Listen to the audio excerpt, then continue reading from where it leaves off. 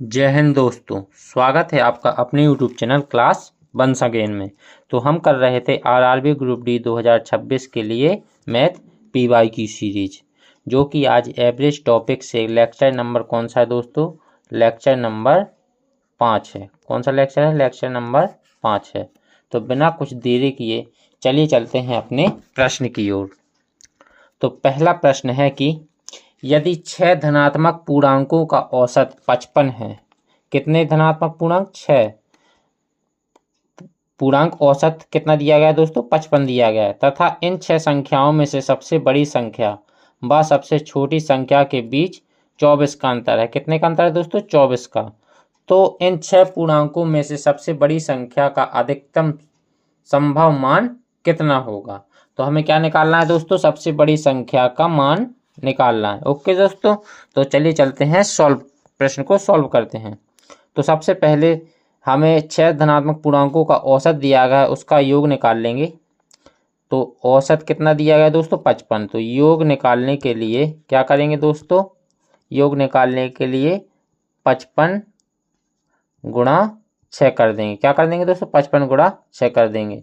तो 55 का 6 में गुणा करेंगे तो 6 पंचे 30 की 3 6 पंचे 30 330 आ जाएगा दोस्तों। कितना आ जाएगा योग? 330। ये कितने का योग है दोस्तों? 6 धनात्मक पूर्णांकों का योग। कितने धनात्मक पूर्णांक है दोस्तों? 6। अब प्रश्न बोल रहा है कि सबसे बड़ी संख्या व सबसे छोटी संख्या के बीच का अंतर कितना दिया गया है दोस्तों? 24। तो मान लेंगे, माना सबसे छोटी संख्या क्या है दोस्तों? x है। छोटी संख्या को क्या मान लेंगे दोस्तों? x। और बड़ी संख्या को क्या मान लेंगे दोस्तों?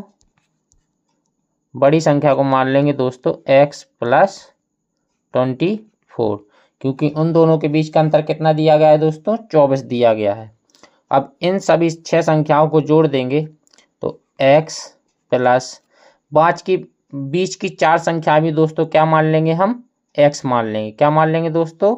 x मान लेंगे। तो बीच की 4 संख्याएं कौन कौन क्या मान लेंगे दोस्तों? x मान लेंगे। तो x प्लस 24। तो बीच की 4 संख्याएं में दोस्तों कौन क्या हो जाएंगी? x और x बराबर ये किसके है? योग के। योग कितना निकाला है दोस्तों? 330।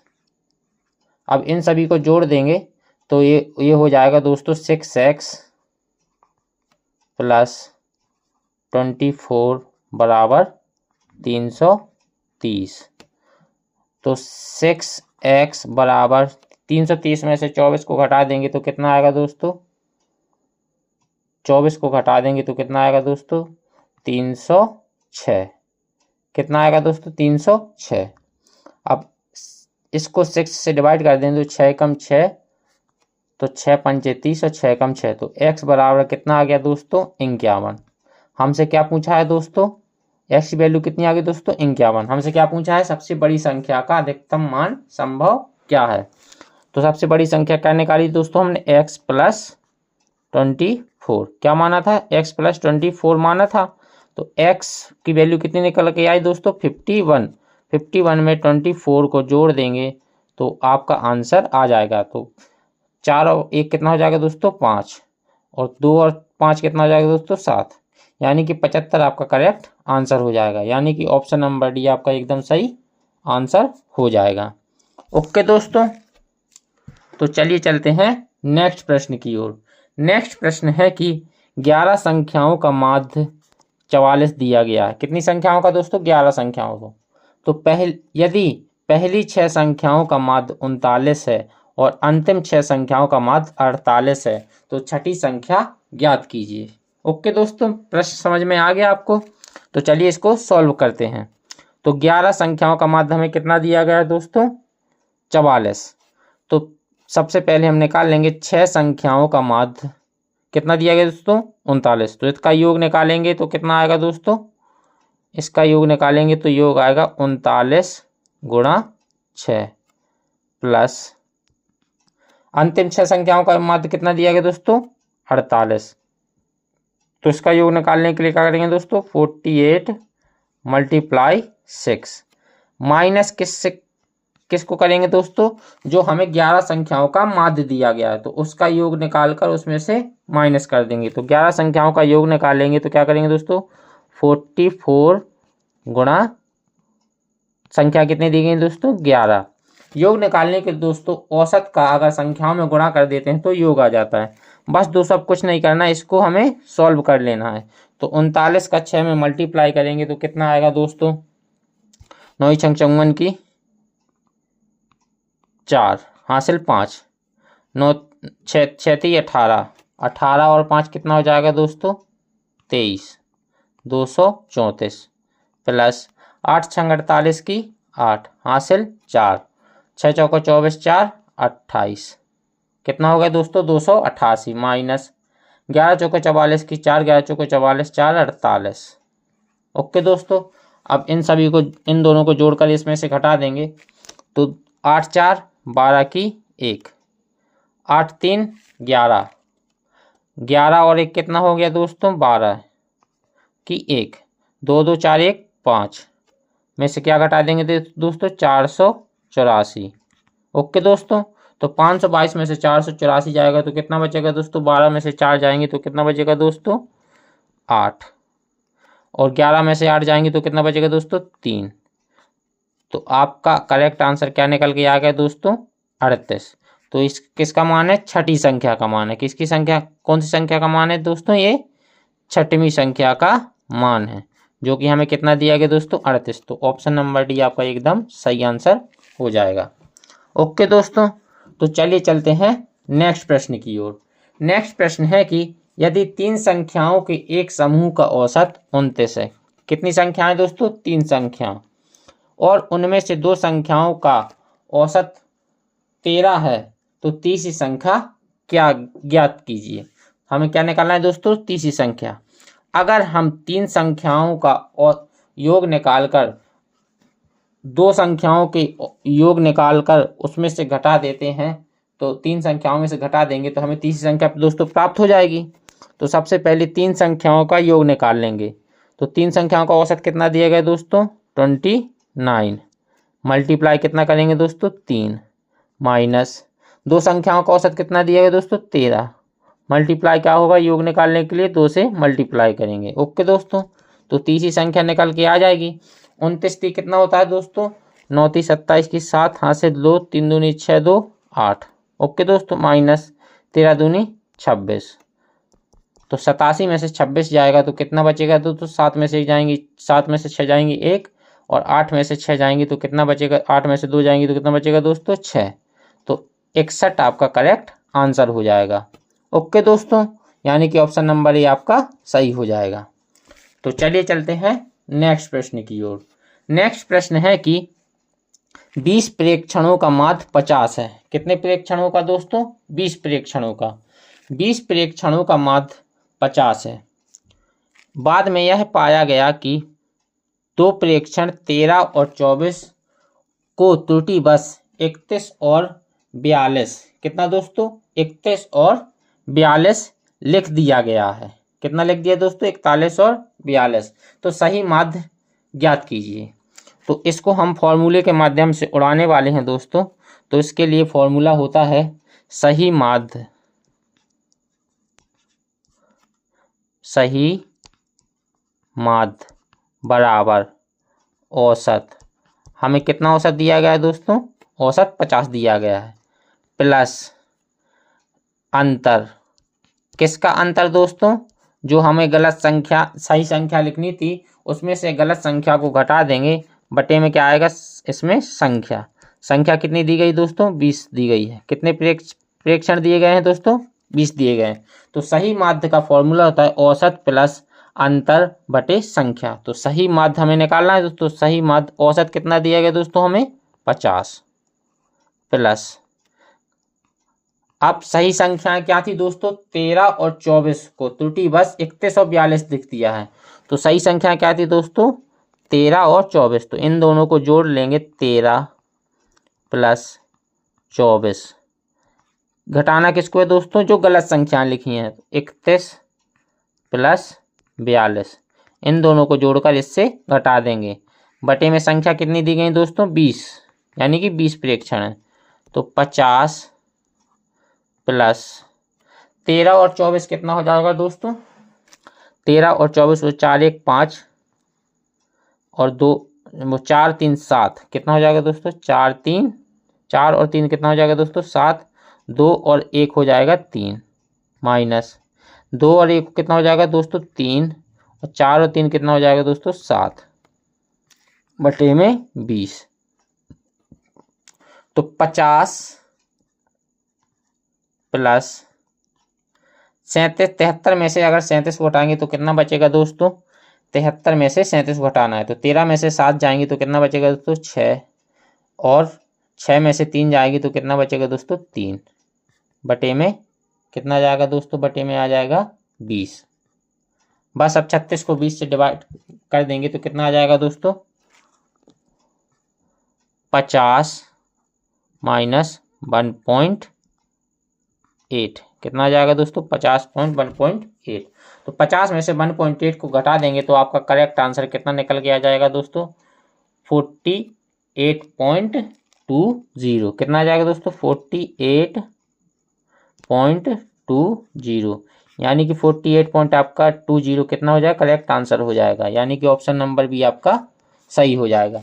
ओके दोस्तों, तो चलिए चलते हैं नेक्स्ट प्रश्न की ओर। नेक्स्ट प्रश्न है कि पहली 5 भाज्य संख्याओं के माध्य तथा पहली 5 अभाज्य संख्याओं के माध्य का अंतर कितना होगा?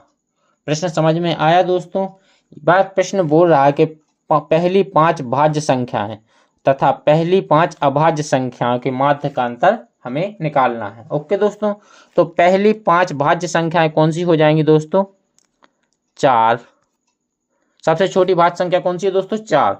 4 प्लस 6 प्लस 8 प्लस 9 भाज्य संख्या होगी क्योंकि वह दोस्तों 3 से कटती है। ओके दोस्तों, प्लस और क्या हो जाएगी दोस्तों?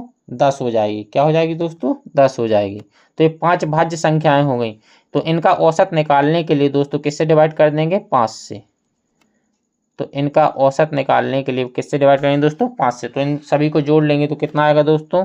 10 9 19 19 और 19 6 25 25 और 4 25 और 4 29 29 और 8 कितना हो जाएगा दोस्तों? 27।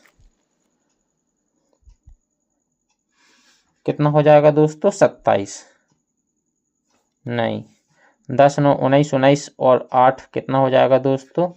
19 और 8 27 27 और 6 27 और 6 33 33 और 4 कितना हो जाएगा दोस्तों? 33 और 4 33 और 4 37 कितना हो जाएगा दोस्तों? 37 37 बटे कितना आएगा दोस्तों? 5। अब 5 से डिवाइड करेंगे तो कितना आ जाएगा दोस्तों? 5 7 35 की 4 बची 2 5 चौके 20। तो इन भाज्य संख्याओं का औसत कितना निकल के आया दोस्तों? 7.4। यह किसका औसत है? भाज्य संख्याओं का। किसका औसत है? भाज्य का। अभाज्य का औसत निकालने के लिए दोस्तों अभाज्य संख्या क्या क्या हो जाएंगी दोस्तों? पहली 5 सबसे छोटी अभाज्य संख्या क्या है? 2 प्लस 3 प्लस 5 प्लस 7 प्लस 11। तो ये 5 अभाज्य संख्याएं, इनका औसत निकालने के लिए किससे डिवाइड करेंगे दोस्तों? 5 से। तो इनको जोड़ लेंगे दोस्तों 11 7 18 18 और 5 23 23 3 26 26 2 28 28 बटे 5। 5 से इसको डिवाइड करेंगे दोस्तों 5 25 बची 3 5 छक्का 30। ओके दोस्तों, यानी कि 5.6 ये किसका औसत आ गया दोस्तों? अभाज्य संख्याओं का। हमें क्या निकालना था दोस्तों? इनके बीच का अंतर निकालना था। ओके दोस्तों, तो 7.4 में से 5.6 को घटा देंगे तो कितना आ जाएगा दोस्तों? 14 में से 6 जाएंगी 8 पॉइंट, 6 में से 5 जाएंगी 1, यानी कि 1 पॉइंट आपका क्या आ गया दोस्तों? अंतर आ गया। किसका अंतर आ गया? औसत का। यानी कि ऑप्शन नंबर डी आपका एकदम करेक्ट आंसर हो जाएगा।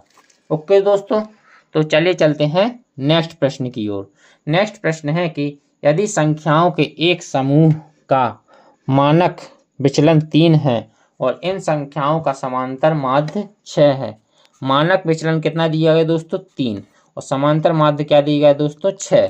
तो इन संख्याओं का विचरण गुणांक ज्ञात कीजिए। हमें क्या निकालना है दोस्तों कोएफिशिएंट ऑफ वेरिएशन यानी कि विचरण गुणांक निकालना है। तो इसके लिए सीधा सीधा फॉर्मूला है विचरण गुणांक। क्या दोस्तों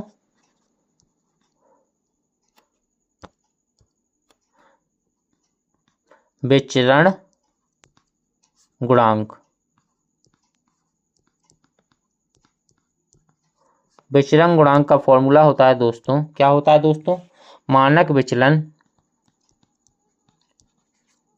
विचलन बटे क्या होता है दोस्तों समांतर माध्य। क्या होता है दोस्तों समांतर माध्य। तो हमें मानक विचलन दिया गया है क्या दोस्तों। तो मानक विचलन हमें कितना दिया गया दोस्तों 3 दिया गया है। कितना दिया गया दोस्तों और मल्टीप्लाई में क्या होता है दोस्तों 100 क्योंकि विचलन गुणांक हमेशा किस में निकलता है दोस्तों प्रतिशत में। तो मल्टीप्लाई किससे होता है दोस्तों 100 से। ये इसका फॉर्मूला है। ये फॉर्मूला आपको दोस्तों याद रहेगा इसको याद करके चलना है। ओके दोस्तों। तो मानक विचलन हमें कितना दिया गया दोस्तों 3 माध्य कितना दिया गया दोस्तों समांतर माध्य 6 मल्टीप्लाई किससे करेंगे दोस्तों 100 से। 3 से काटेंगे 3 कम 3 3 दूनी 6 2 से काटेंगे कितने बार जाएगा दोस्तों 50 बार। तो आपका मानक विचलन गुणांक कितना आ गया दोस्तों 50%। यानी कि ऑप्शन नंबर डी आपका एकदम करेक्ट आंसर हो जाएगा। ओके दोस्तों। तो चलिए चलते हैं नेक्स्ट प्रश्न की ओर। नेक्स्ट प्रश्न है कि 100 छात्रों वाली एक कक्षा में एक विशेष कितने छात्रों वाली कक्षा में दोस्तों 100 छात्रों वाली कक्षा में 100 छात्रों वाली कक्षा में एक विशेष विषय में प्राप्त अंकों का माध्य 25 है और 50 छात्रों वाली एक दूसरी कक्षा में उसी विषय में प्राप्त अंकों का माध्य 70 है। एक का माध्य हमें कितना दिया गया दोस्तों 25 और दूसरी कक्षा का माध्य हमें कितना दिया गया दोस्तों 70। तो दोनों कक्षाओं के छात्रों द्वारा प्राप्त किए गए कुल अंकों का माध्य ज्ञात कीजिए। ओके दोस्तों। तो चलिए इस प्रश्न को सॉल्व करते हैं बड़े ही सिंपल तरीके से। तो कुल अंकों का माध्य निकालने के लिए कुल अंकों का माध्य निकालने के लिए क्या करेंगे दोस्तों इन सभी का योग निकाल लेंगे। तो 100 छात्रों वाली कक्षा का माध्य कितना दिया गया दोस्तों 25। तो इसका योग कितना हो जाएगा 100 गुणा 25 प्लस 50 छात्रों वाली कक्षा का माध्य कितना दिया गया दोस्तों 70। तो क्या हो जाएगा 50 गुणा 70।